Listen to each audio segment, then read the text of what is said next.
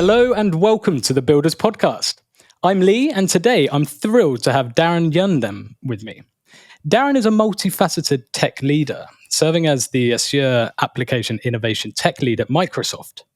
With over 2 decades of experience in the tech industry, Daron has been a driving force behind numerous innovations in the Azure ecosystem.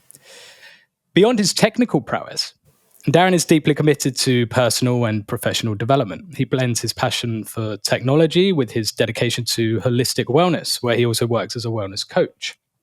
Today, we'll explore his career, his philosophy on leadership, and his vision for the future of technology and wellness. Daron, a warm welcome to the Builders Podcast. Thanks for joining us. Thank you. It's always weird to listen to your introduction. I mean, all of these nice words and, thank you. Thank you for the beautiful, flattering intro. No, thank you. Thank you for joining us. But let's introduce you to our listeners better, shall we? How did you get this far in your journey? I mean, I mentioned it. You've got an impressive career spanning over 2 decades, right, in tech, including significant roles at Microsoft, contributions to the Azure platform. Can you share the key moments that shaped your path? What came before Microsoft? How did you get where you are today? Mm-hmm. So that's a very good question, by the way. Yeah. So I guess if I look at from a very high level, there are 1, 2, 3, and 4 parts or partitions in my career. The first one is when I started my own company about 8 years. So the lesson learned, and this is like 20 or 25 years ago or whatever, probably 22-ish. So the lesson out of that, and I grew the company up to 40 people. The lesson that I got out of it is learning delegation. I mean, this might sound like very obvious, but that this was because just as a side information, the first company that I started was a company that I started out of high school. So much know about management or anything like that. Just out of the gate, I didn't even know what I was doing was entrepreneurship, to be honest. Back in those days, I wasn't that much aligned with the with the talk in the ecosystem or whatever. And again, 20 years ago, there wasn't a lot of you wouldn't see VCs and stuff on your LinkedIn feed. I'm not sure even LinkedIn feed was something. Anyways, so oh man. I'm showing off how old I am, right? Anyway, so the first part is that and I guess the lesson learned out of it is, you have to either pick very good partners, and not necessarily very good isn't the right adjective, but, picking partners is hard. That's maybe the lesson out of it. We started with, I started actually with 4 partners, but at the end of the 8 years, I had no partners at all. So they all went their own ways. We had to part ways. So it's hard to be in a partnership. Essentially. So especially if your partners are friends from, high school. So that was kind of the 2 lessons learned. Then another 8, 9 year of 2 separate startups under the same umbrella of the same holding company. And these 2 startups were all, built on Azure. They were both cloud startups. This is probably 4 plus 8, 12 or 13 years ago. When we started, I'm based in Istanbul. So when we started, Azure wasn't even commercially available in our region. So the company was a U.S. company, and we started engineering offices in a couple of places. One was Istanbul, another was Ecuador, another one was obviously the Seattle location, and then we got one in India as well. So the company grew up pretty nicely. So the first startup I would say it failed. It wasn't the time to market. Time in market, or critical for a startup to succeed. I bet this again sounds pretty obvious, but even if you have the best technology, you have the best engineering team, you build out the best solution, if that's not the right time for the customer to essentially purchase and use that technology, then it simply doesn't work, because at the end of the day you have to sell what you built, right? So the first startup was essentially a cloud middleware for retailers. We did actually work with the largest retailers in the US, but long story short, it didn't work out. So the lesson learned for me is first,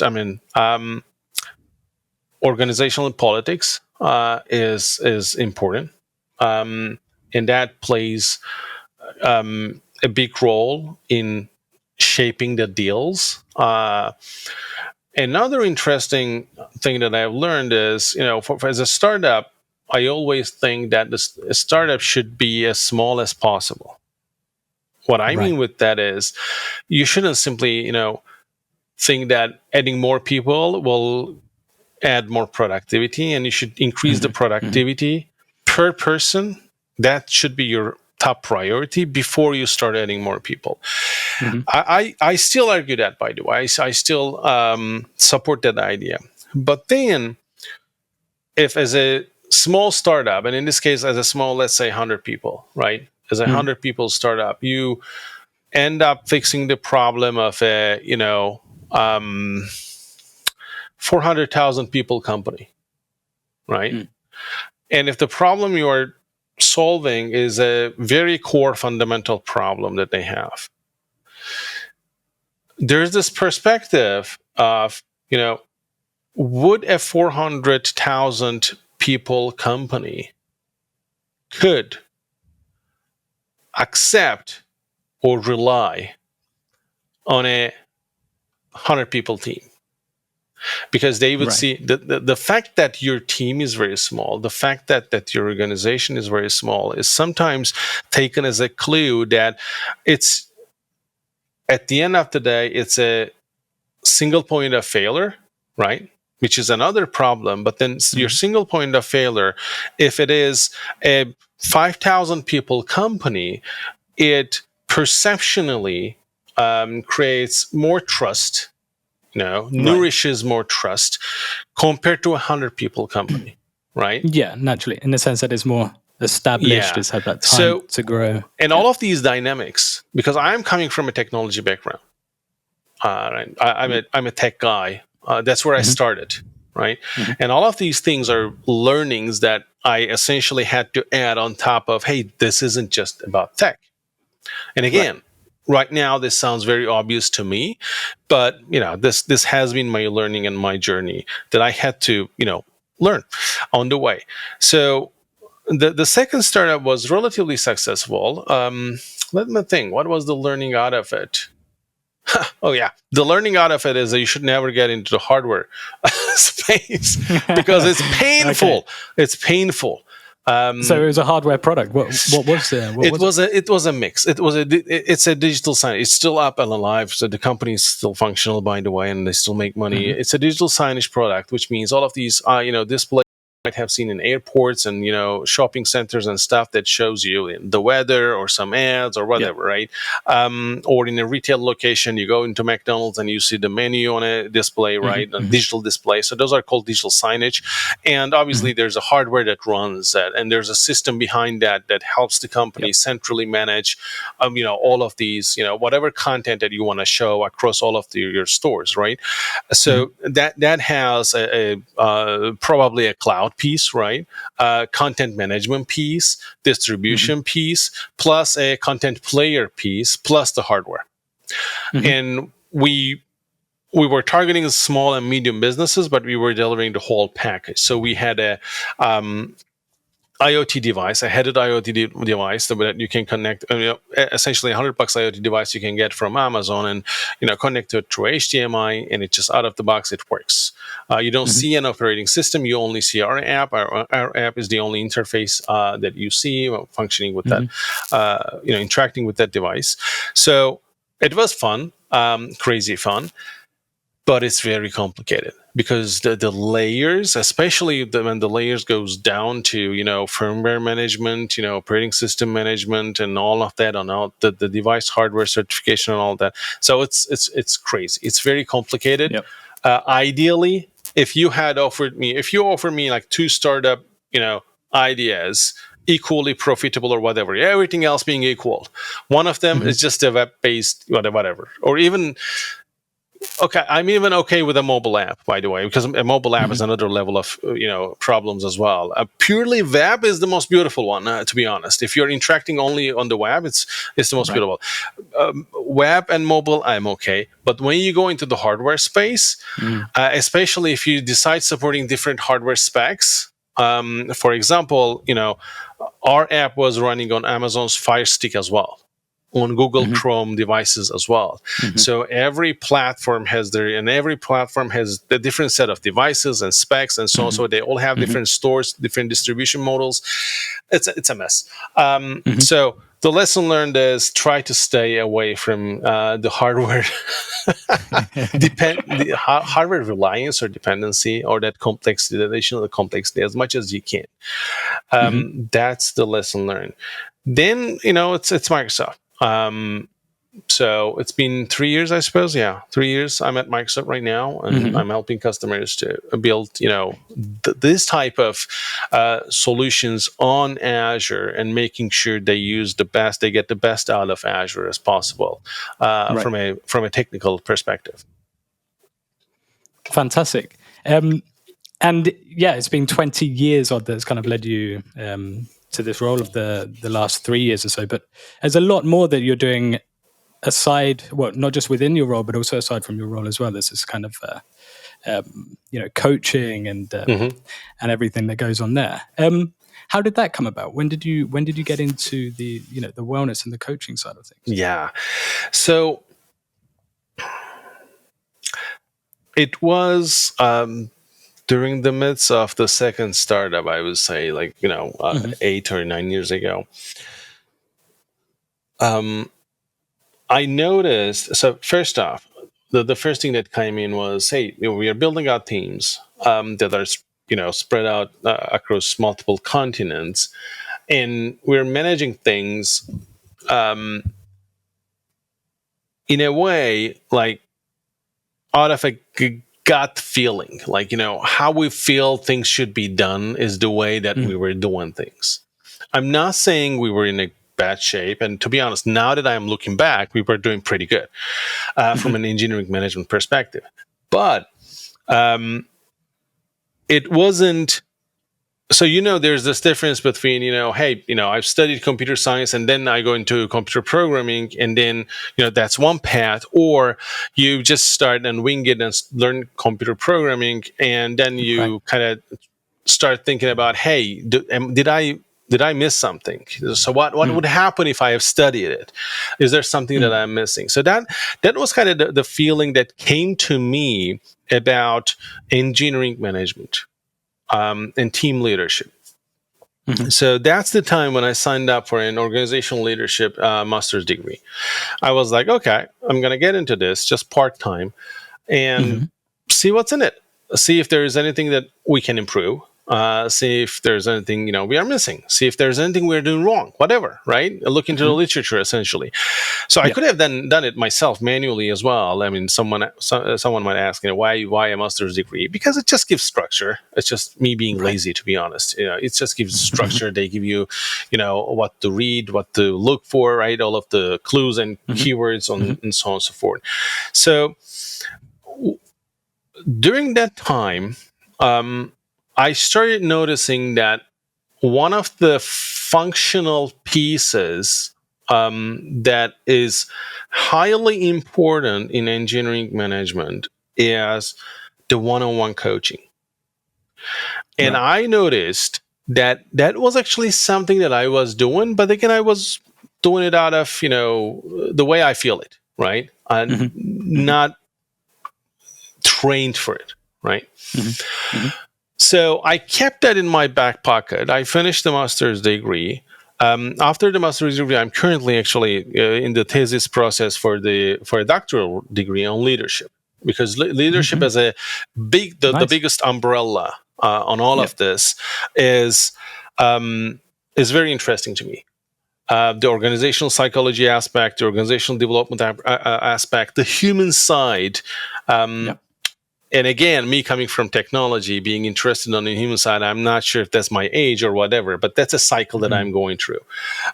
Because I feel like, it's not about the tech anymore. So, okay, let me fix that sentence. It's not about the tech.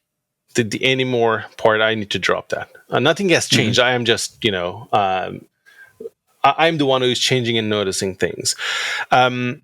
Because as a tech person, your inclination is to fix problems by bringing more tech.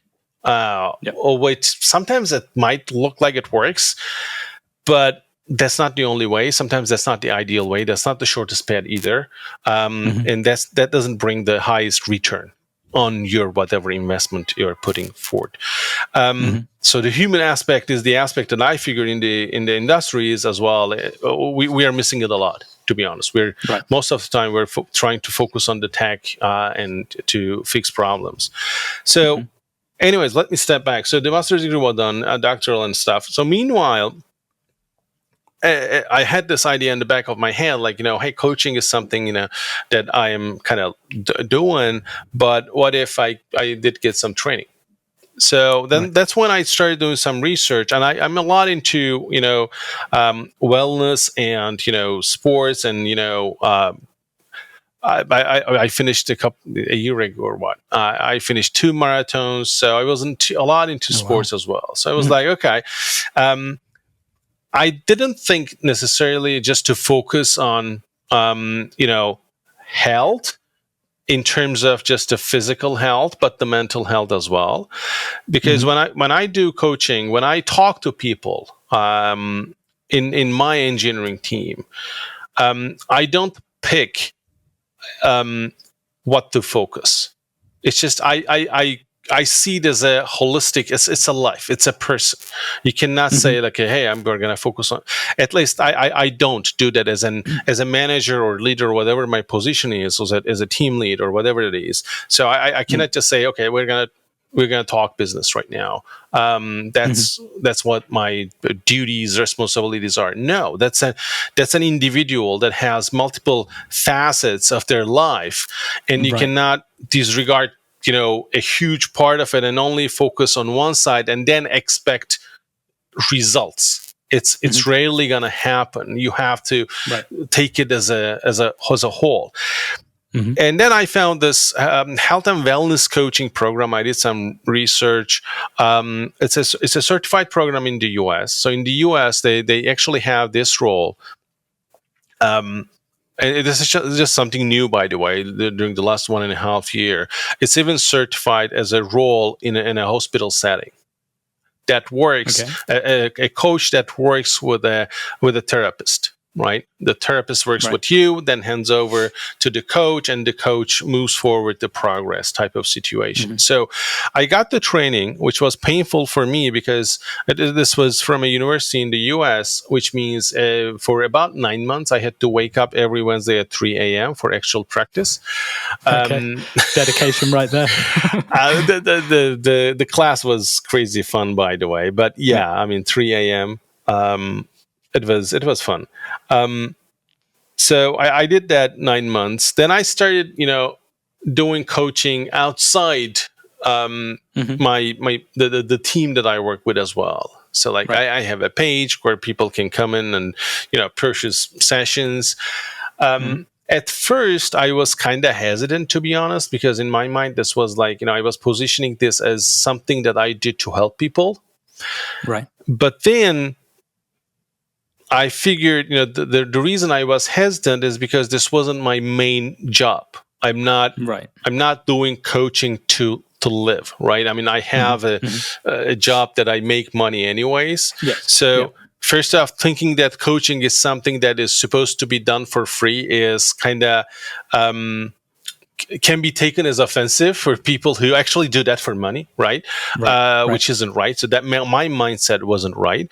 And then I figured, hey, if I do this only for free, if I keep that mindset, I'm not going to be able to do it a lot, to be honest, because I have a limited amount of time that I can use for voluntary stuff. So combining these two, I convinced myself to put myself out there as a coach where you can book paid sessions. And that's been another learning, because I found that it's been very helpful for the people that I work with. I have enjoyed it. And when I saw that it was helpful, right? Yeah. It was so enjoyable. I had so much fun. So I still do that. Obviously, it's not a full-time thing, but because I enjoy it, I still keep doing it. So that's where it came from and how it's shaped into what it is today. Fantastic. And how would you say, talking about how you kind of lead the team and manage the team at Microsoft now as the innovation tech lead, how would you say that this experience as coaching and obviously the masters that you've been reading, how has this experience in coaching influenced your approach to managing and leading your teams? Can you share any specific strategies or techniques, for example? Oh, specific strategies and techniques. Okay. So it has changed my approach a lot. So how, though? First off, there's this tendency when, this is very similar to the parenting relationship as well. I find it very similar. It's like there are things that that are good for people to do, right? I mean, everyone should, you should do some cardio every day or whatever, right? You should not eat French fries for your health, right? So not too many, at least. Not too many. So there are things that we know that are good. If people did that, it's going to be good for them. Right. But then the change process itself has to start from the person. Otherwise, it pretty much never and ever lands. So the acceptance of that wasn't easy for me because of the pressure of my desire to help. Right. My desire to help is pressuring me to tell you what's good for you, which isn't the way to go. Right. So that's one thing that has changed in my attitude, right? I don't think I was overdoing it, but I was overdoing it. So I shouldn't be doing it at all, to be honest. And the other thing that I've noticed is reflection is a huge tool. Obviously, I'm going to do a lot of generalizations here, but what I have seen is a lot of the time, people do not give themselves the credit that they have to give. Or simply, people, just hearing yourself, is so helpful, right? So just these two small things, right? Let people help people, and coaching is pretty much about it, like helping people find their way, not sketching them a way that you think is right for them. Right, exactly. Just helping them reach or kind of tap into their potential. Yes, and sometimes, especially when in corporate settings, it's a little bit, and I've done this in the past, it's a little bit tough, because if you really help people shape their way, that path might not be aligned with the path of the current organization. Right. So it might even lead as a manager, right? For a manager, it's much harder, I suppose, because as a manager, you might end up suggesting the person, not suggesting, but you might end up helping the person find their way, which might be leaving the current organization. Right. Which is, as a manager, you are told to retain people. Right. In what circumstances? No one talks about that, right? If that is the best for the person if they believe that's the best, if they figure out that's the best, whatever we're going to say, right? That leaving this X company is the best for them, and they have to chase something else. They have to experiment with something else. And you as a manager literally facilitate that through coaching. And you should be able to do that. You should be doing that. And that's where I when I do these, when I talk with friends and, leaders, that's where I end up saying people over corporations, people over organizations. People should be more important than the company. And I see the company as somewhere, this includes startups as well. I understand that founders can get very passionate, obviously, but we shouldn't forget that, a company, I see a company as an entity built for people to work together towards a common goal, towards a goal. Not, I don't see companies, organizations, or corporations as somewhere that, just to serve the financial or just to serve the goals of the founder only. Right. And the two doesn't have to be separate things. You can align the two. It's just about finding the right people. Right. And that's not easy. Right. So that's another level of complexity. I'm going off topic here, I suppose. No, but I think it's actually a little bit related to a question that I was going to give regarding these kind of, the biggest misconceptions about coaching, particularly in kind of these corporate technical environments, because in corporate environments, maybe people are kind of assuming, I don't know, you correct me if I'm wrong, but maybe there's an assumption that, there's this kind of career path or this path kind of drawn out for them. And it's, you've got to do A, B, C to get there. Maybe that's not always the way. Would you agree? Is this a common misconception, or are there other kind of misconceptions that you'd bring up when it comes to coaching in particular within these kind of corporate environments?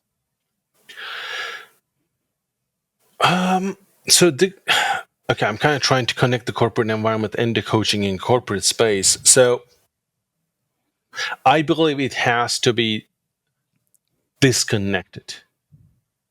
Because, okay, if within, we do have that at Microsoft as well. We do have internal coaching, and I'm part of that as a coach. So there's an internal coach pool, let's say, and any employee within Microsoft can actually go and ask for a particular amount of coaching hours per year. But in these environments, sorry to interrupt. In these environments, this coaching is, again, correct me if I'm wrong, this coaching obviously has a goal to help the individual tap more into their potential, reach a potential that the company might think they have, all within kind of, the for-profit organization at least, all with a goal for, this ultimately to benefit the organization as well. Is this in itself a misconception that I give here?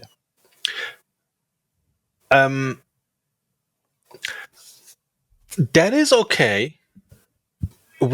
What's important is how does that organizational desire of profiting out of all of the things that we do, how does that materialize?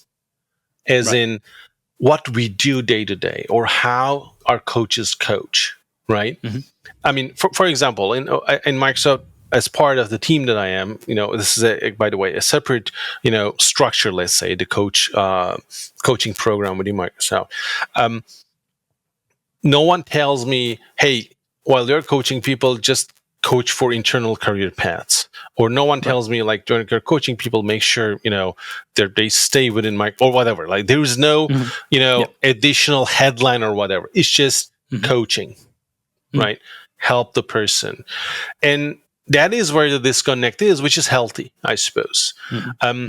which is harder when you as a manager, you are doing the coaching, because you as a manager, you're responsible of retention, performance of the employee at work, right? Your KPIs are in conflict. In my case, because I'm in a coaching pool, the people that I'm coaching are not in my direct, they're maybe in Seattle, they're maybe in Portland, whatever, right? But in your day-to-day relationship with your team members, it's much harder to create that disconnect. So there's a conflict that you have to manage as a manager there. Yeah, no, that makes sense. And I think another question, just on the topic of coaching, before we move on to a few kind of leadership management and also some technical questions as well. I think this is kind of based on how prevalent AI is becoming across business processes, across different aspects of life in general. But do you think that AI could not just play a part in coaching, but replace coaching? Or do you think there's an irreplaceable kind of human element here in the coaching process? What are your thoughts?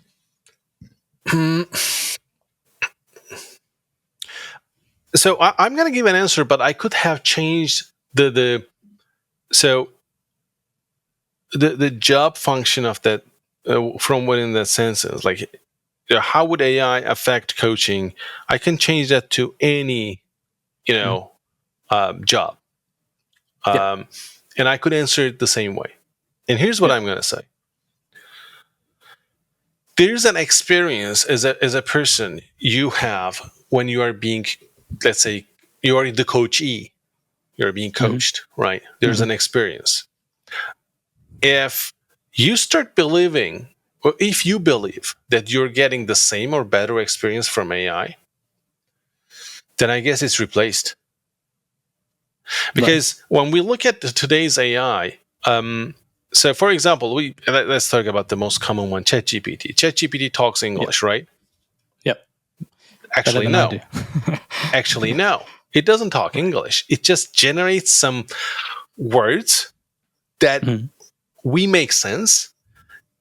So that's our experience that says, hey, this experience that I'm living, those words that I'm reading, this is like talking.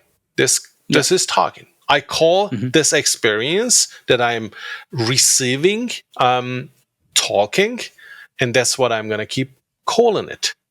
So at its fundamental level, that's what it is. It's making us live an experience that we have been calling something, being coach or whatever. If we get the same experience, even it's simulated, emulated, whatever you want to call it, if it's artificial or organic, right? If that's the same experience for the person, for the coachee, but the question is, how do you calculate that scientifically, which is a whole different discussion. So right now, for example, I'm working on a separate paper where I say, in terms of business decision making and AI being used as business decision making, how does AI, for example, if you ask the same question in Swedish versus in English, and if your question is about a particular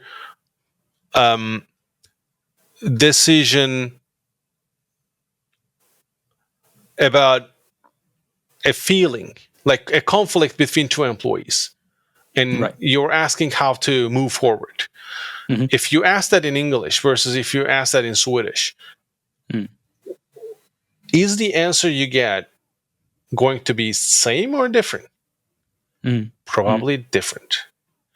So you can try this. You can go to ChatGPT and say, hey, assume you're, let's go to extreme cultures compared to each other. Assume you're from, New York and studied in Harvard. Here's my question. And then say, assume you are from China or North Korea, and here's my question. The answers will be drastically different. So it would be kind of nuanced on the kind of cultural level, essentially. Do you think it can be that nuanced? Yes, but is that a good thing or a bad thing? I don't know. My point is the complexity. It's going to be highly complex. Hopefully, People using AI today do not trust it fully. Right. That's why, for example, Microsoft, you're going to always see Copilot. You will never hear Autopilot. It's always Copilot. Making sure that, hey, you have to be on the driver's seat. At least that's the situation. I don't know what's going to happen 10 years on. Who's going to be accountable? There's this discussion about, for example, cars self-driving as well. If the car goes into an accident, who is accountable? Who's accountable, exactly? Who's accountable then for essentially if you've got Microsoft Copilot or whether it's Autopilot, like you're saying, who's accountable for what is delivered? Yeah, and I think that's a super interesting point and related to another kind of this is a related question. Let me interrupt for you for 5 seconds. Yeah. One thing that I find really helpful today is, especially for cross-cultural interactions, you can go to ChatGPT and say, so let's say you have a friend you're from Sweden and you have a friend from Pakistan. And your Pakistani friend says something and you kind of feel like, that's an interesting choice of words in English. You can take it, go to ChatGPT and say, hey, I have a friend from Pakistan. This is what they said. I'm from Sweden. This is how I'm feeling. What do you think? So it's like asking another friend from Pakistan to give you their 2 cents. Because that's literally what you are doing. You're tapping into the knowledge that has been, because that model has been, fed with data from Pakistan culture-generated content as well, whatever that is, right?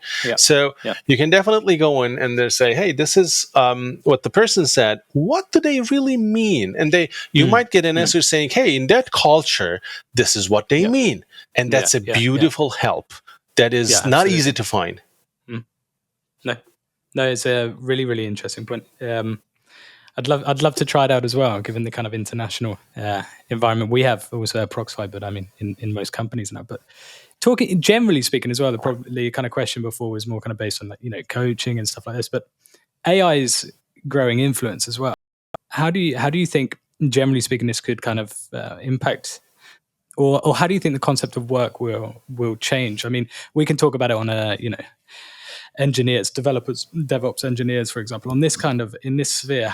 What skills do you think in the future will become most valuable? You mentioned, co-pilots versus autopilot, stuff like this. How do you see this sphere being impacted? I know, for example, you've been kind of giving webinars for Proxify on GitHub Copilot as an example. I'm just interested to get your point of view on how, what skills you think will become most valuable for these kind of professions. We're talking, developers, engineers, DevOps, the like. So first off, no one knows, right? We can't predict. I mean, we are predicting the future. At least let's keep that as a disclaimer, right? We are predicting the future. So today, the best is to use these tools as much as possible to invest in automating what you do as whatever your job is, right? Are you a lawyer? You should start using ChatGPT, and they do, by the way. So anyone, it doesn't matter. We're not talking about DevOps people versus front-end people or whatever. So anything that you do, you should learn tools and automate, increase your productivity as much as you can. Moving forward, then the question comes, hey, will some of these roles disappear? For sure. How much? We don't know. So, and by that I mean maybe the disappearance of these roles will start from low level to high level. At least that's my estimation. Like junior DevOps will disappear first. Mid, senior, and so on and so forth. It will. But when you from down to up. Right, and when you say they will disappear, is it your view that there's not a need for those specific tasks, or that there's a new role that's created essentially, where it's this kind of symbiosis of human and tool in this case? So let's jump into an easier example.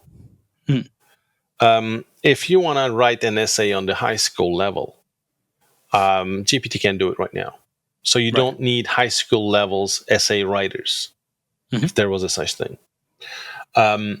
But when it comes to, whatever, graduate level or whatever, it's not there yet. So that's what I mean by starting from, lower levels to up, because when the senior person needs to accomplish a task that usually is being delegated to a junior, let's say, instead of delegating, they're going to have GPT do that.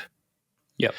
So we don't know 100% sure that this is going to lead to these roles disappearing. By the way, again, we are predicting the future. Maybe it's just due to productivity increase, we're going to produce more, but we will still need the same amount of people, or even more will be always helpful. We don't know.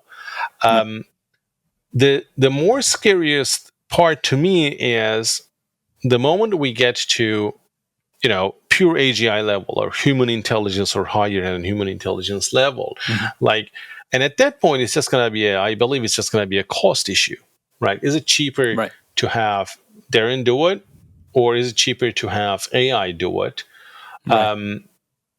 It's going to be an interesting feature for sure. But first of all, I really love a feature where people have the luxury of only do what they want to do, right? I mean, I'm sure everyone's job. I mean, you might love doing computer programming, but you're not enjoying 100% of your day. There are tasks that you don't enjoy doing. So maybe those are the things that you're not going to do anymore, and that's a nice feature. You're just going to do the things that you love.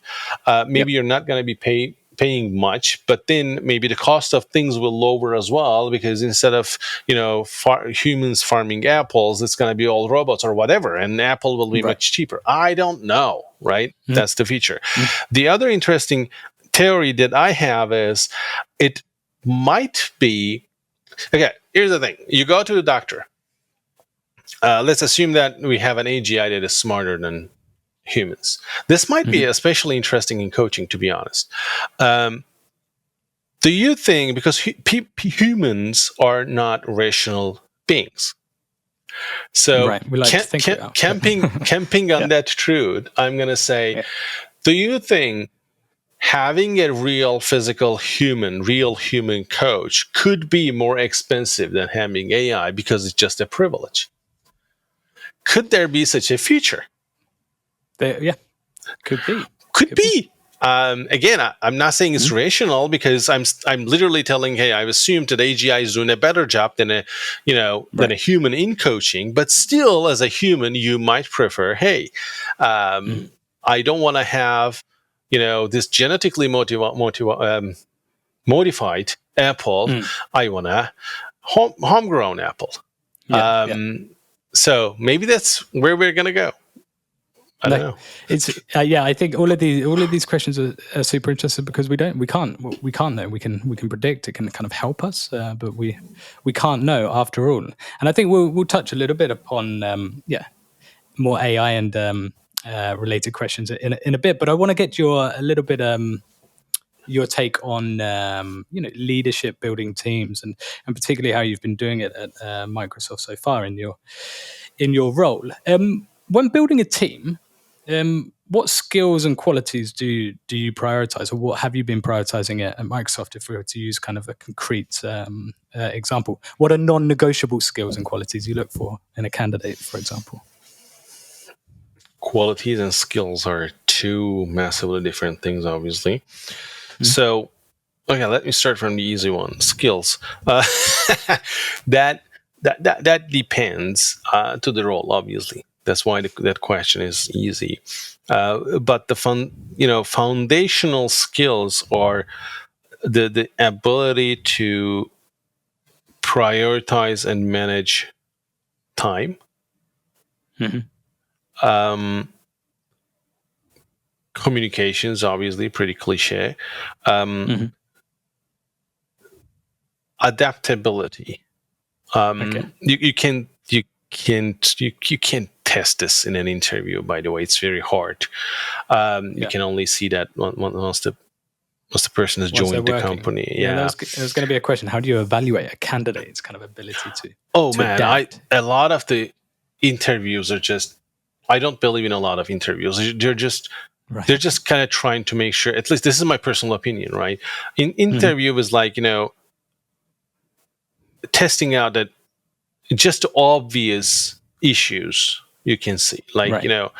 it's just, hey, can you sit properly? That's what I can see in an interview.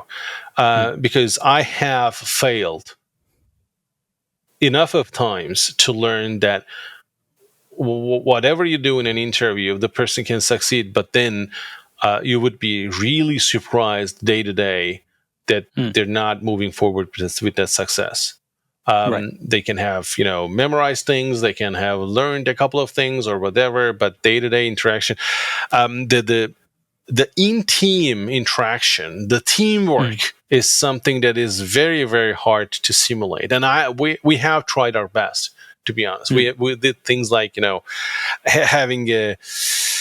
having a code base that was already built, kind of trying to test, like, hey, does the person, when they're being asked, assigned a task, do they first look into the code base, trying to understand how the team works, and then incorporate something into it, or do they just go heads on and come up with their own stuff without even looking into the code base, right? Without even trying to understand the history, or so we did test all of these, but you still, interviews are a very limited, short amount of time of interaction you have with that person, which whatever you do aren't going to be hugely successful. So skills and qualities, again, go back there.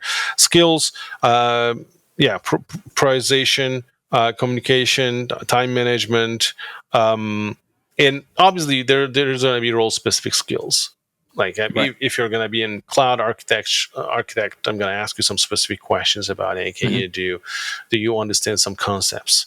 Where does the borders of your knowledge, where is that? That's what I try to understand. And in every interview, I actually tell the person, like, hey, there's going to be questions that you're not going to be able to answer. Thankfully, I have 20 years of experience, so I'm going to be able to push you there. And the reason I'm pushing you there is just to understand the border, because that's what's important for me. That doesn't mean that you're not a good fit for the role. It just means that, I need to find your border. So qualities.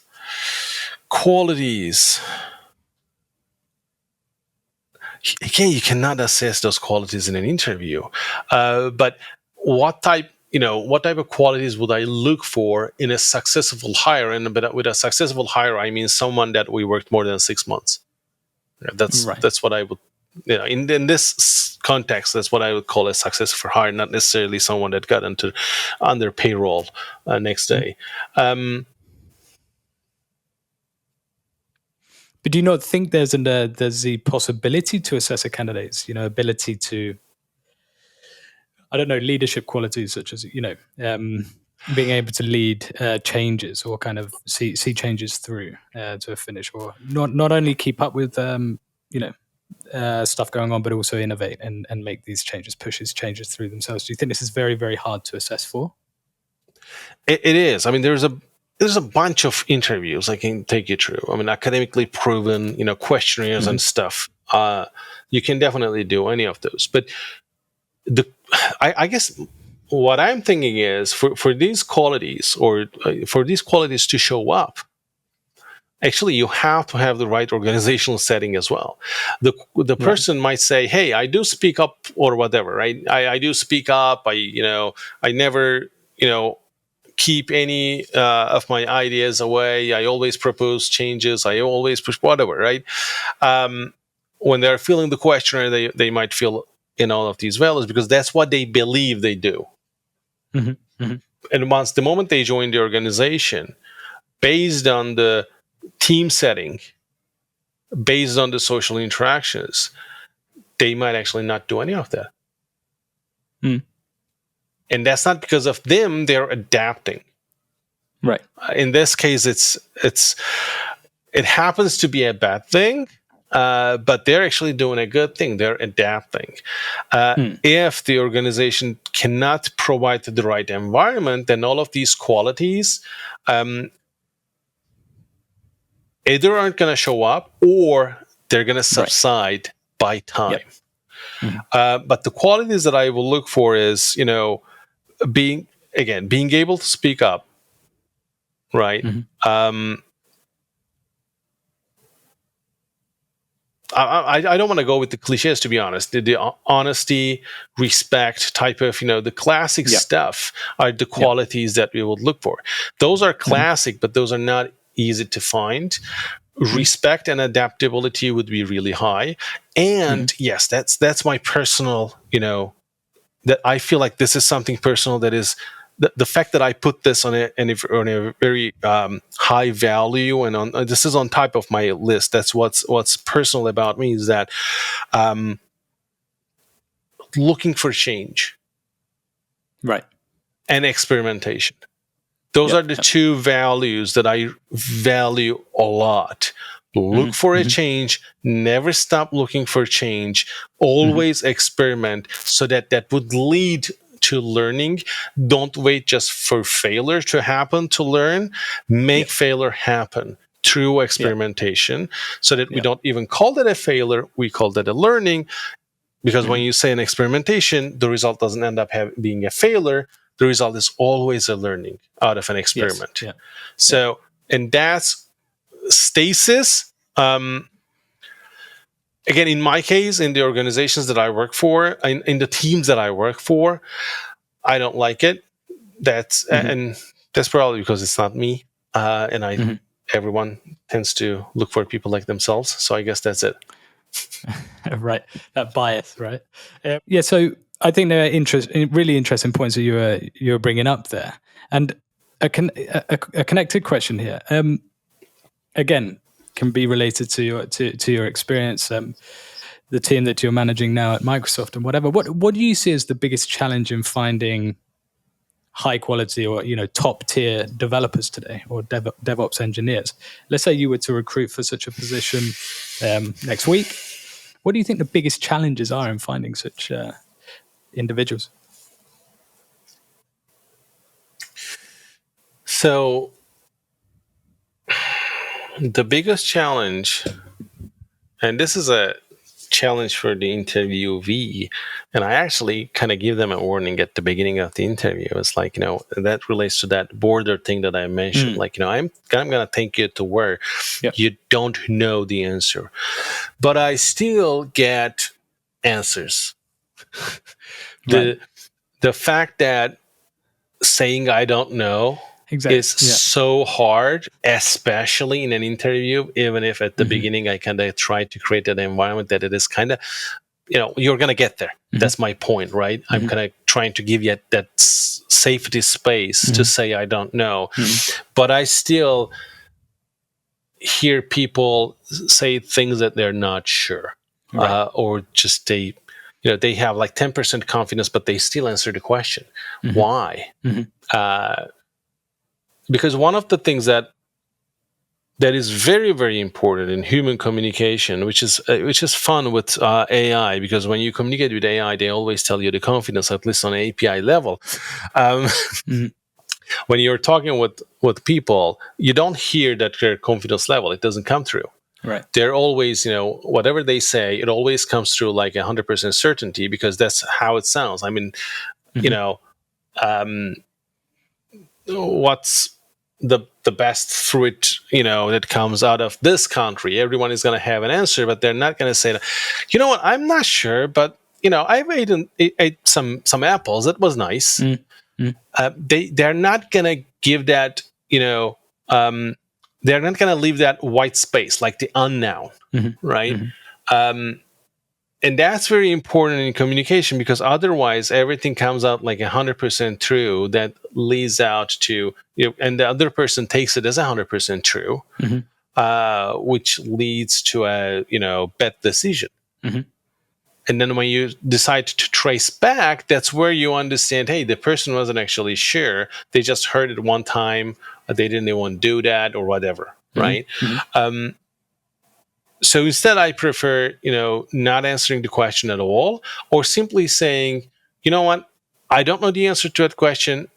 I can look it up. I've heard this, but I didn't try it myself. Kind of explain the additional information, even if you're going to give me a clue or something, hey, what does 2 + 2 does? Hey, I heard it. Some people told me it's 4. I didn't try it myself.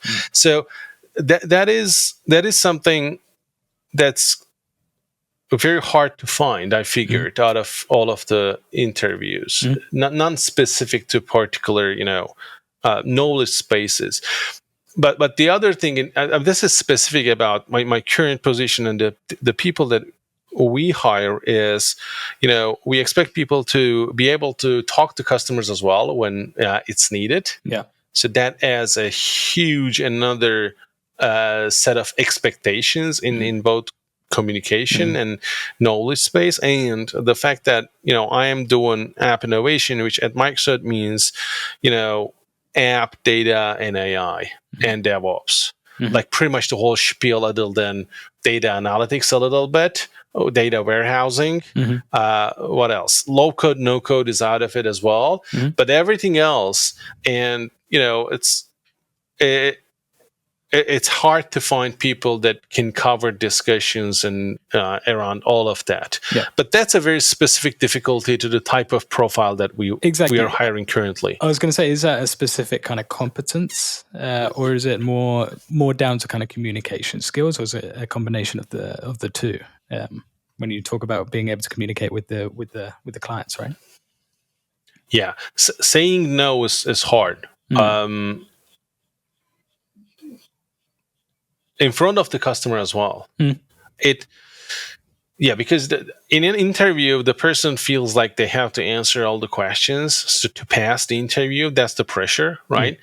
I understand that pressure, but that pressure might lead you to give wrong answers and be eliminated, essentially. So in my case, I am expecting the person to really be able to figure out what they really know and what they don't know and what they're not sure about, and be able to communicate that. And that's important in customer discussions as well, because you don't want to lead the customer into the wrong direction by simply giving a wrong suggestion that you weren't sure. No. I'm also interested to get your take on how, I'm not sure what it's like at Microsoft, but just generally speaking here, like the concept of kind of speed in recruitment. Like for certain positions, of course, these can take months to fill. But generally speaking, when looking in the kind of tech landscape at the moment, there's this kind of speed in recruitment that we might not have seen before. How do you think organizations should kind of balance the need for speed in recruitment with building teams that are, effective, cohesive, resilient over the long term, essentially? It's hard because ideally,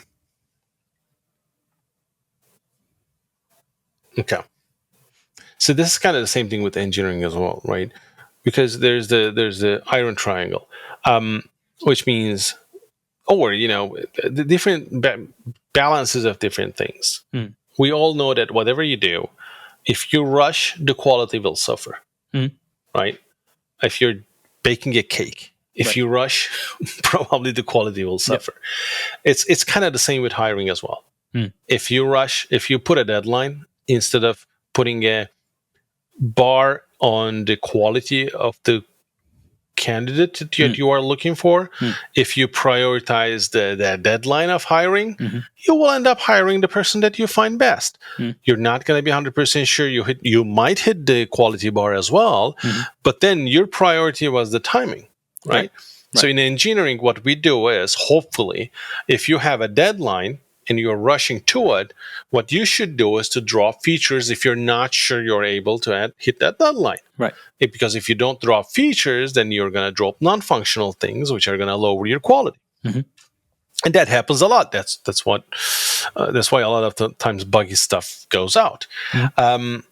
So how could you then prepare for this as an organization? Is that you're going to have interns and a cycle of interns all the time for junior roles. This is only you can do for junior roles. You're going to have a cycle of interns that whenever you need to hire juniors, you know that you can tap into, right? So essentially, you're preparing people not only for yourself, for the ecosystem, but if you keep preparing that, if you have a flow of people, right, the moment you need it, you can get part from that flow, hopefully, right? The same could be said with juniors versus seniors as well. But from a human resource perspective, this requires a very meticulous planning, which rarely happens. And the reason why this doesn't happen is all of these operations, let's assume that you decided to structure everything in a way that when you need a senior employee, right? When you're going to open a senior DevOps role, you will have your junior DevOps person nearly qualified. Right. It doesn't have to be exactly qualified. They should stretch, but nearly qualified to that role so that you can, jump them up. Is that a luxury afforded, to the bigger organizations, though, that essentially there's this kind of investment in people and roles that they know are coming in the future, that not all companies can do that, right? Some companies are like, look, we need to feel that, we're looking for this person next week. They need to be able to hit the ground running.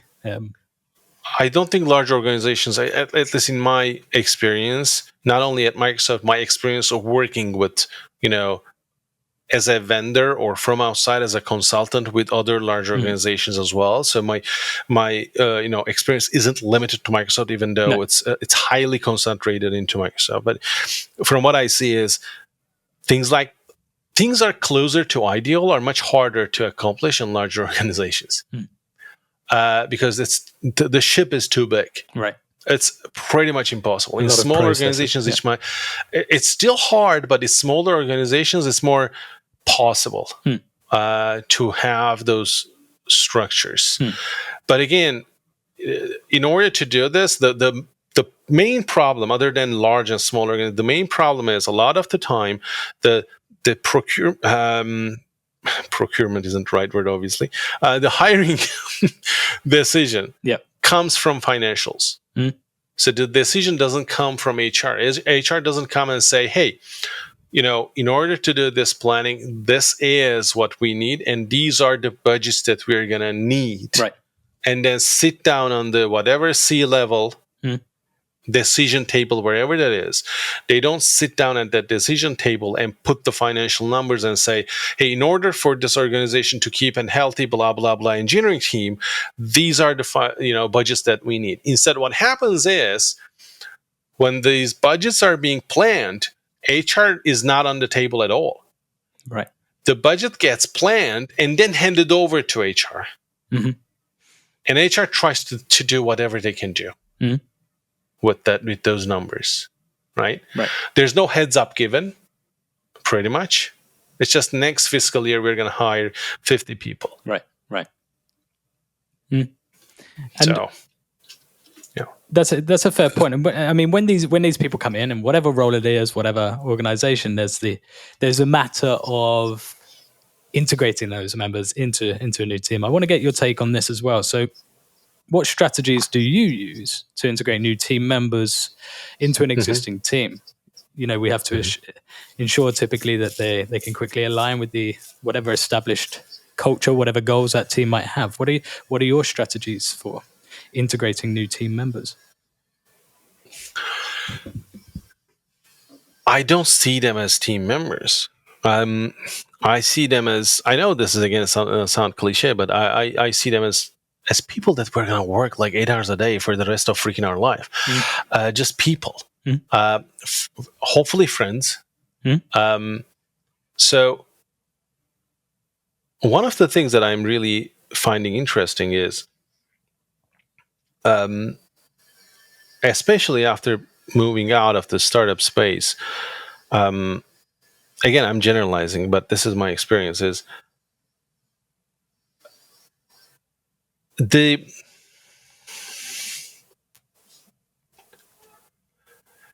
my strategy is to have as much fun as possible with the team. Right. While we do work, while we don't do work. Obviously, my strategy and the way I want to work in this case doesn't mean that I should force this in a, everyone is supposed to work like me. Right. No, that's not it. And everyone is, for example, let me give you an example. So in my view, I do respect working hours. Mhm. I do respect weekdays and weekends, Mhm. but I'm okay having, 1 hour off during the day or whatever. Like, doing, I know this is going to sound ridiculous, but having a coffee chat for an hour during the day and then, working during the weekend, or, meeting with after work on planning something on plank during the week or whatever. I take this as life. We have responsibilities at work. We have things that we have to deliver. But at the end of the day, this is life.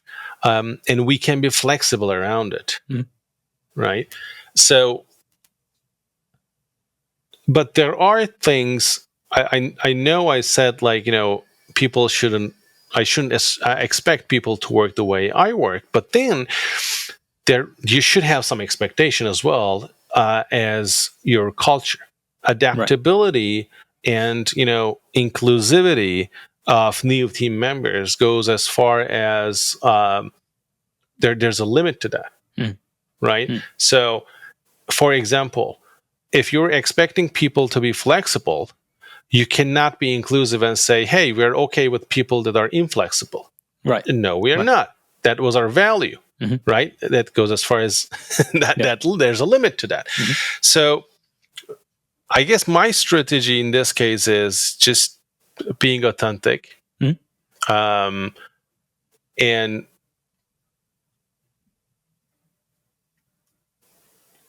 being as welcoming as possible, giving time to the person to live the culture that we have in the team, and decide if they want to be part of it or not. They might want to change the culture, and that's perfectly fine, but they have to take their time. And that is part of a potential discussion, if it comes up, a potential discussion of the manager versus employee in a coaching session. Right. So if there's something that you don't like about the company's way of doing things, you should be able to speak up and not stay back just because this has been the way things have been done in this organization for 50 years. And that's part of the culture. That's not what I mean when, everything should still be open to discussion. That's what's important. And maybe that's part of the cultural piece that I would like to every member that joins the team understand first. Like, everything can be put on the table, and we can talk, and we will keep talking. Unless we figure out a way to move forward. No, that last point was very, very interesting, and kind of listening to your to your answer as well. Do you believe, or do you like kind of onboarding checklists, for example, if you're kind of being onboarded to a new role in a new team? Do you think that they can be kind of very helpful? Or I will answer that, but before that, let me tell you one thing about the previous one, because I feel like that might all sound like too much effort, which it is. All of that I'm saying requires too much effort and too much time. I never rush onboarding. I never rush onboarding in terms of the official onboarding and the cultural onboarding or whatever. I never rush things. There's no reason to rush new employees or an old, whatever. Those discussions should never be rushed, because change takes time.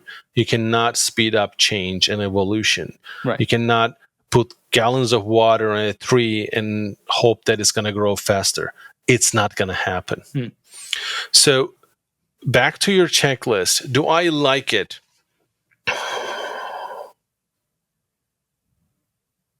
Yeah, I do like checklists overall, because they help us not to forget things and have a proper, structure, but they need to be highly flexible. So the person doing the checklist, there should be a way. Again, this is the manager-employee relationship, but and it depends if the checklist is being given by higher level leadership where the feedback loop isn't connected. The feedback loop for that checklist from the person who does the checklist has to be very tight and close. So, because I've seen this a lot, especially with Microsoft, to be honest, there's an onboarding checklist, the person goes through it, a couple of links doesn't work, no one fixes them, they just go through it, whatever. So, I mean, it's still helpful, but it's not ideal, right? So the person doing the checklist, when they see a broken link, they should be able to fix that. They should be, having that discussion. The manager should, that type of thing. And the checklist should be a list that gets improved with every employee getting onboarded. So you should say like, hey, during my onboarding, I did this checklist, but if we edit this, it would be helpful for the next person who gets onboarded, or maybe this doesn't make sense. So that discussion should be taken seriously for every checklist. No, if you do that, checklists are good. Yeah. No, I like them as well, particularly kind of onboarding checklists. I mean, I don't think they're the only way of integrating a new member, don't get me wrong, but I think they can be really, really helpful. Just a few, wary of time here as well, just a few kind of, I'd like to just ask a few questions related to kind of Microsoft Azure as a platform and kind of, technical questions, future plans, if they're, what they might be. Now, naturally, there's been a lot happening in tech landscape in general, kind of AI explosion and everything. But what new capabilities or services do you think, or do you believe, will be kind of critical for Azure as a platform to develop in order to kind of stay ahead of emerging trends and customer needs? There must have been a lot happening, a lot of change in this sense. In the context of Azure, you ask? Yeah. What are you guys they're doing essentially?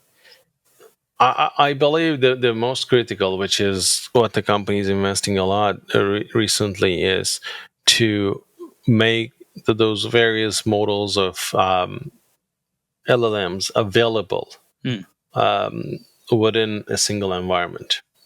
Right. Because the feature isn't going to be a feature, at least currently, that's how it looks like. It's not going to be a feature where you're going to just select a single model and move forward with it. Right. You're going to be using multiple different models from multiple different vendors and having the ability to make them available where the application lives is important due to simple, latency and security are the simplest two. So, because when you come, okay, let's even talk about Google or AWS. I'm just going to make up some examples right now.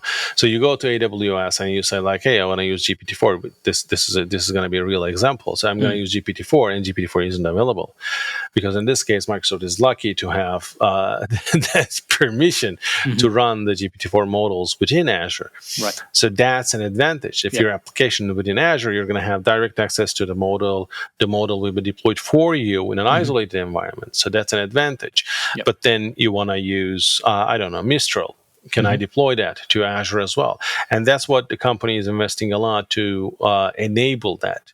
You come into Azure ML Studio, you pick the models from various vendors, whatever you want. You bring those in. That helps experimenting with things, that helps going to production with solutions that incorporate multiple models.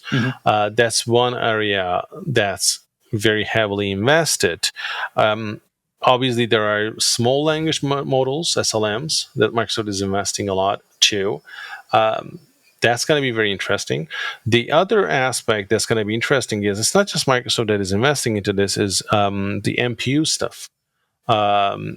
So the latest Surface devices that Microsoft has, they actually have NPU, neural processing unit, like a CPU and a GPU. They have an NPU on the laptop as well, which is gonna be very interesting. In a couple of years, my guess is, in a couple of years, we are gonna have today's GPT-4o level, or even better, models running totally locally on our devices, offline.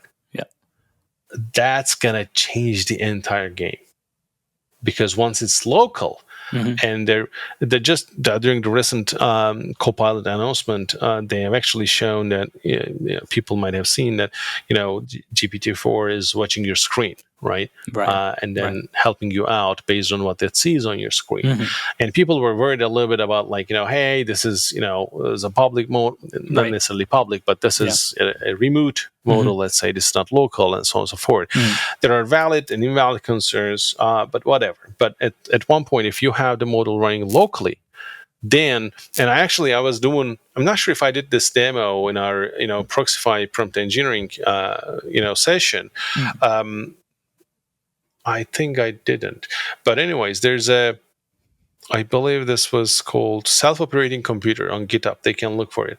There's a GitHub open source project on GitHub called Self-Operating Computer. It's an open source project. It uses GPT-4 right now.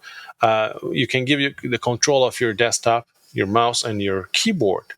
And then you give instructions. It watches your screen and is able to control your mouse and keyboard as well, which means you can say things like, hey, open Microsoft Word and write an essay, write a, whatever. Right. And it looks into your screen, finds figures out what to do next. Yeah. Clicks to start, writes Word, searches for it, finds Word, opens up Word, writes step by step. So it's crazy slow right now, but it's going to get faster, obviously. Right.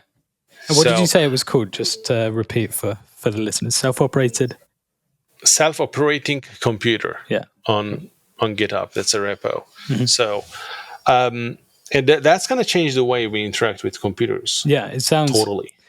Yeah, it sounds crazy, and I think what I guess a lot of people would kind of think about when they first hear it is kind of like this thing has control of my computer, this kind of privacy, security, and whatnot. You mentioned latency and security as a couple of factors as well. When it comes to security, I'm interested as well. I think I looked at a report that's showing 87% of enterprises adopting these kind of multi-cloud strategies.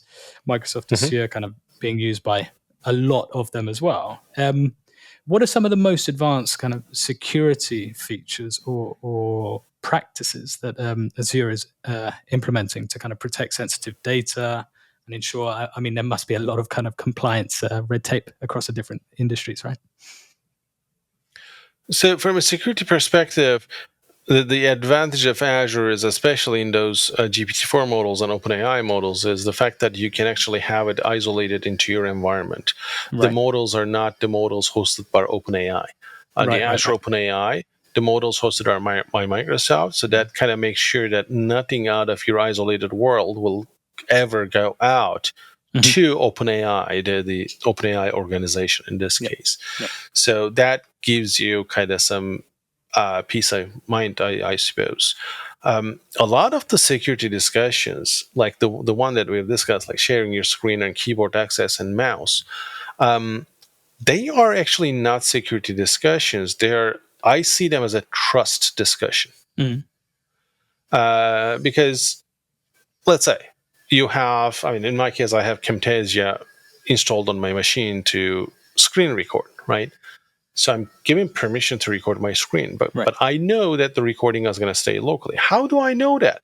Because I trust Camtasia. I don't necessarily, I personally do monitor my network traffic, but not everyone monitors their network traffic, right? What if Camtasia is, streaming that video behind the scenes to their own servers? They're not doing this, but do I know for sure? Does anyone know for sure? No, they don't test this out. They just trust Camtasia, right? Yeah. So that is, there is going to be a point. It's, for example, the fact that we're putting our corporate data on ChatGPT. Yeah. Is it compliant? That's a legal discussion. If from a legal discussion perspective, if the agreement between the service you're getting from ChatGPT versus your company is in place, then there's no issue. Right. Which means this wasn't a security thing. Right. This is On the lower levels, yes, there are security concerns and so on and so forth, technical things that we have. But on the higher level, it's that legal, trust relationship between those two entities. Because 10 or 15 years ago, there was even discussions about, hey, we're putting our app in AWS on, AWS server. They could be doing some crazy stuff about our app. They could be stealing our data, and we're not going to put our, apps into cloud vendors. And you know what? If things didn't change, this is again an old story, but I guess it was Walgreens in the US. Again, this is an old story. This might not be true right now, but 10 years ago, I remember hearing stories like Walgreens not putting their apps on AWS because AWS is owned by Amazon, which is a retailer. Right. And they go into Azure. Right. So I don't know what the backing reason was, but these things were not necessarily security discussions. Those are trust discussions. The moment you trust the app that you're running on your PC, you will use it, and that there is going to be, with every trust relationship, there's a risk taking. Right. And that risk taking will have to be balanced by what you take out of it, because there's a risk, and the reason you take that risk is you get something out of it. Yeah. So if you get very crazy high productivity, then your appetite for risk can increase a little bit as well. And meanwhile, your trust relationship will get better too. So I guess we're going to get used to it as well. So it's going to be really interesting, because the moment you figure out, like, I want to buy a ticket from, Istanbul to Seattle for tomorrow, 8 a.m., find me the cheapest flights. The moment my computer is able to open up multiple browser tabs, automated, look into multiple even a single airline. Yeah. Opening up the site, filling out the fields, and clicking the button, searching and finding the person. Who is the user of that website? Yeah. It's not me anymore. It's AI. And that's going to even affect how websites are designed, how user interfaces on computers are designed, because the users are not going to be people anymore. It's going to be AI. It's going to be really interesting. I'm looking forward to it. Right. Yeah, me too as well. And I think another kind of question here related to kind of like to this area somewhat, at least. I mean, my knowledge here is far more kind of superficial compared to yours, naturally, I think. But I'd like to get your kind of take on the kind of edge computing versus cloud computing as well, kind of like the differences between the two. I mean, as far as I'm aware, you have kind of edge computing processing local data, like in the closest, let's say, decentralized server, right? Whilst cloud computing is doing that on a fully managed kind of centralized one. What challenges and opportunities do you foresee in this space? Microsoft Azure is naturally, offering products in both, right? But what do you agree? There's a kind of shift towards that kind of edge computing, or has been? What's your view here? Man, this discussion has been like 10 years now. There's always that question the question is mostly about, is this going to be centralized or distributed? That's what it is. Right. I mean, obviously there are more details about edge computing, like, the latency, and there's the legalities aspect as well, which I will talk about. But the previous example that we were talking about, like having a model running on your own machine on locally, is actually a model of edge computing. It's right. You are the edge in that case, and it's working on your machine. So when it comes to machine learning models, a lot of what's happening today is through SLMs, because SLMs are the only ones that you're able to run at the edge, because the edge doesn't have the compute power as the central location. And that's why at the edge location, you kind of prefer running SLMs.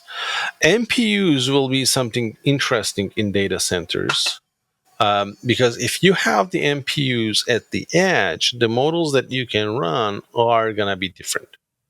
Okay. This is very rare right now. We don't have a lot of that right now.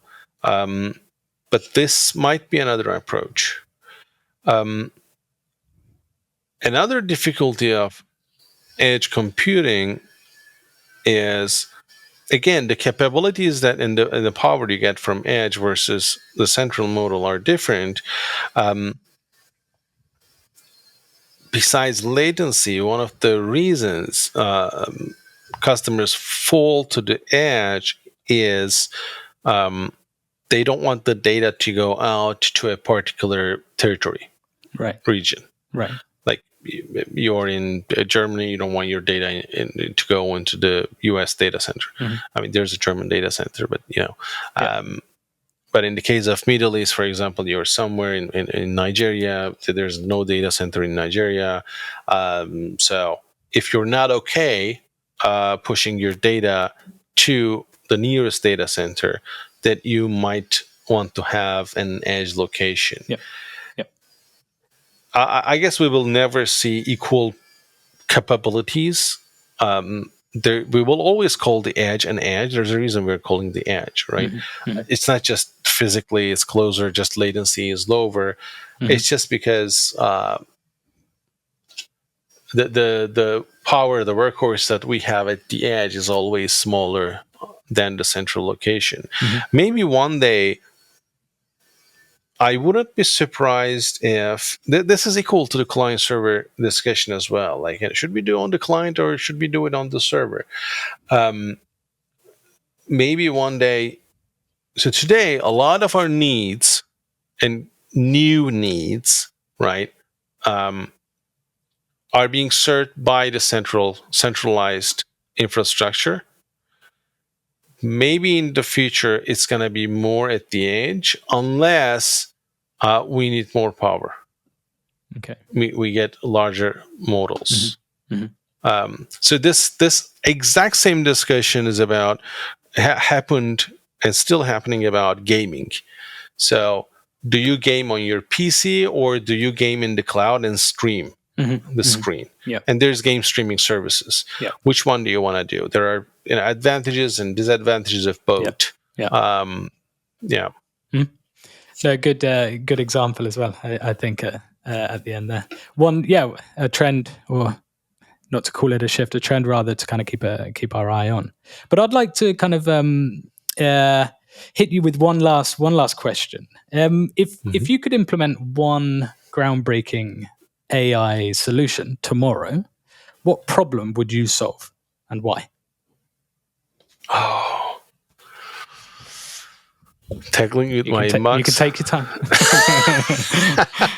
No, that's easy. I mean, so I am finding myself. Oh man, I am so lazy. That's why I'm a developer. I would appreciate if. So today I'm doing a lot of back and forth between multiple systems when I'm using AI. Right. I would appreciate a more generic, a more powerful AI. I would go generic, interestingly, and go into the self-operating computer that I've discussed. I will continue investing into it. Because short term, there are a lot of wins and value of doing specific things. For example, I mean, you can, build something, an add-on or whatever. That's what Microsoft is doing as well. That's what Google did as well. Like in Gmail, you get AI that helps you with your mail writing. But that's a very narrow, functional space. I don't want to limit there. Obviously, when you limit the scope, it's easier to get something functional out there in a shorter amount of time and, quicker win. Right. But yeah, I mean, I wish someone was monitoring my emails and telling me, even responding to emails on my behalf, or writing some draft emails that I can read and send. So essentially integration of all the tools that I'm using an orchestrator AI that can actually integrate a lot of this. And I guess we will get there with multi-agent systems, which is what a lot of companies are investing in nowadays. It's going to happen. Yeah. So it'd essentially be your kind of, we've touched upon kind of Copilot for developer tasks and everything like this, but this would essentially be like a Copilot / autopilot for a lot of the kind of the daily tasks that you do, right? Yeah, that would be lovely. Yeah, we're getting there. I agree. Yeah, I believe so as well. Yeah, I'm excited for that future, I must say. We're all gonna be managers in the sense that even if today you don't have any employees, or you don't have any reports, you will have AI employees. Yep. So everyone is gonna be a manager in the sense that they're gonna orchestrator. Let's say, maybe orchestrator is a better word. Everyone is gonna be an orchestrator. Even as a single developer today, at the edge of the organizational chart, right? They don't have any reports or whatever. They actually can do this today, obviously, but they will be orchestrating multiple AI agents to get their job done instead of doing the actual task. And that orchestration will obviously require a domain knowledge about computer programming as well, because at the end of the day, you want the thing to be done properly, and you're going to give the right instructions and so on and so forth. That's what I see happening in the short term. A really, really, really interesting point. And this, I think, leads me to wrap up. But before I do, is there anything you'd like to add?